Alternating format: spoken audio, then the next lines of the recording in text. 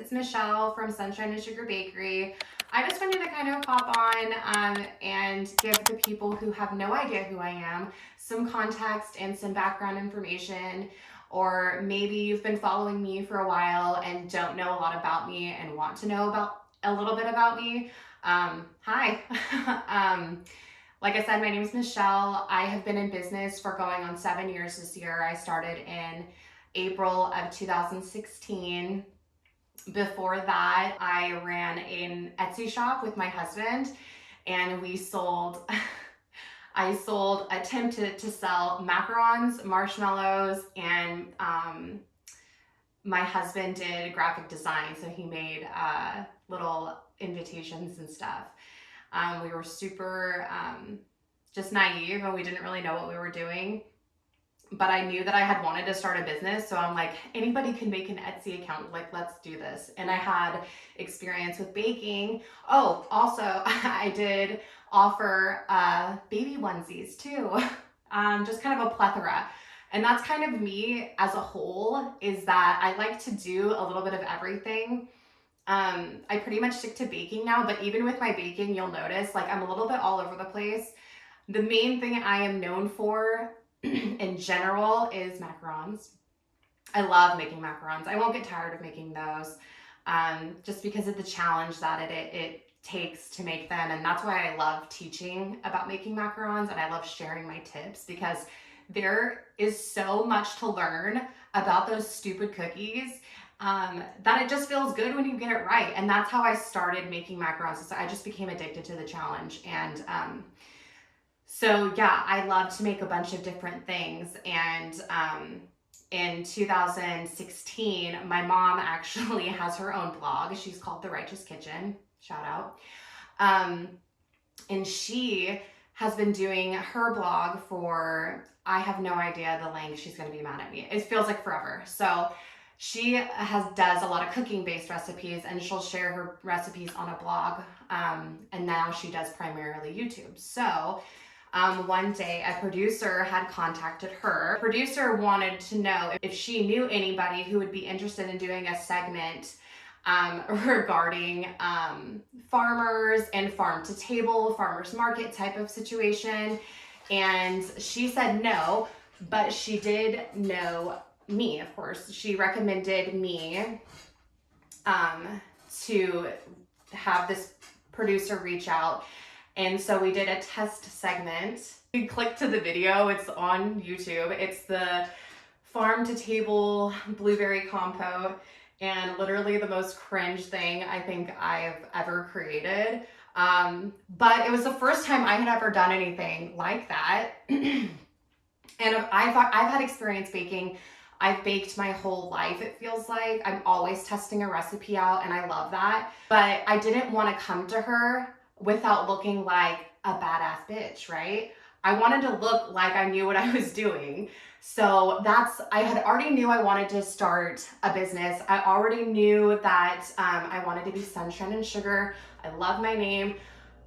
Funny story on how I created that. I guess I'll share that another time. But basically, I went ahead and I made my Gmail. I made an Instagram. I started making a really crappy website just so I could put my logo that I made in 2 seconds on it. Because again, my husband was in graphic design, so he wasn't amazing at it, but it was enough to pump out a logo really quickly. So we make this logo.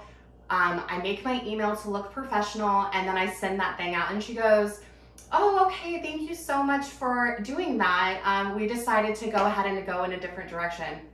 AKA, we're gonna pass on you." And that's all right. It was enough to get me out there and maybe do something that I had never done before. And it was. I never had done anything like that before. And I still cringe when I watch it. My husband and I laugh about it constantly. It still gets brought up. A month later, after that, in May, I was already doing a farmer's market. The town that I had lived in, the farmer's market coordinator had reached out to me. And back then I had really loved taking photos of desserts, and I loved making them pretty, so it looked really good. Also, I have a really strong passion for making things from scratch. No powders, no mixes. I love everything to be organic in the sense of like I've created it, not in the sense of it has no pesticides. But so yeah, that's basically after that, it's history. I continued to do farmers markets. I changed from farmers markets to doing custom orders only. And then I started doing classes. I started doing weddings. Because again, I like to do a little bit of everything until I realize I don't like doing something.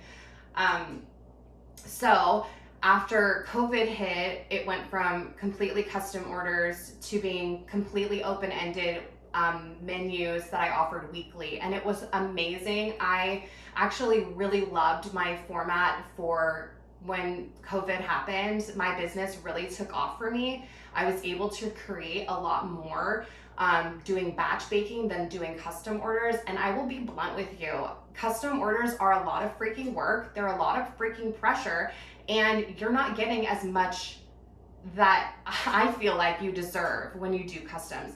Everyone is different.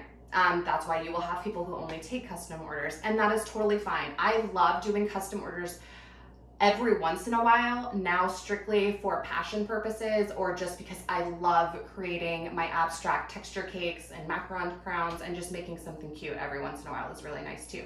But for a business perspective, bulk baking has always done better for me, and I can make out a batch of cookie. I could bust out 24 dozen macarons in the time it takes me to edit this video. I moved to Columbus, Ohio, and my business went from I was able to support my entire family on my own with the income from being a cottage baker in California, and I moved here, and obviously nobody knows who I am. So 0 customers, and basically all the following that I have on Instagram or had was from California. So being able to start my business over from scratch was definitely a blow. More ego than anything, because I knew how successful I had been and I wanted that. And I love to work. I love to always be doing something. So for me to actually have to work even harder 5 years into my business that had already been smooth sailing was a really hard pill for me to swallow. But I chose it. It's just something you have to live with and accept. I have no regrets about moving to Columbus. I know that everyone asks. We had always planned on moving away from California. We did hours and hours and months of research of places we wanted to move to, and it had to be right for each aspect of our lives. The kids had to have good schools. There had to be a good small business market. My husband had to have job opportunities. The housing market needed to be good. So Columbus really ticked pretty much all of those things. And I know everyone laughs, but I love the weather here. I love that it's kind of like you never know what you're gonna get, and I love that. So that's why we moved to Columbus. I'm slowly building back up my customer base. I have regulars, which just feels so crazy to me. And it feels so good and exciting. And now coming into January, it's gonna be my first normal year here. I haven't had a normal year here yet because I came in June of 2021. And then 2022, I spent the entire year building a camper from scratch. Cue the B-roll or click a video from my Instagram of me absolutely losing my shit while building it. So yeah, I'm excited for 2023.